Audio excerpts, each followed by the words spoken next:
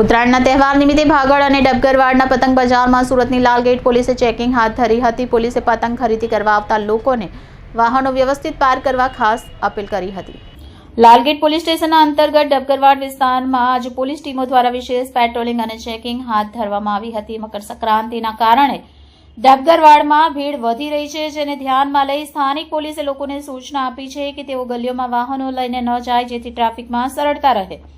Police અધિકારીઓએ જણાવ્યું હતું કે ઉત્સવને લઈ સુરત શહેરમાં આવતા લોકોની સુરક્ષા અને સગવડને ધ્યાનમાં રાખી આ પગલાં લેવામાં આવ્યા છે। તેમણે લોકોની સહયોગની અપીલ કરી છે। આ ઉપરાંત પોલીસ ટીમોએ પ્રતિબંધિત ચાઇનીઝ મેન્યુફેક્ચર દોરીના વેચાણ સંબંધી પણ કડક ચેકિંગ કરી। મકર સંક્રાંતિ પર પતંગ ઉડાવવાની પરંપરા હોવાથી અને ચાઇનીઝ દોરીનો ઉપયોગ ઘાતક સાબિત થઈ શકે તેવા અનુભવોને લીધે આ ચેકિંગ ખાસ કરીને અગત્યની છે। પોલીસે સ્પષ્ટ કર્યું છે કે પ્રતિબંધિત દોરીનું વેચાણ કરતા પકડાયેલા દુકાનદારો પર કાયદેસરની કાર્યવાહી કરવામાં આવશે।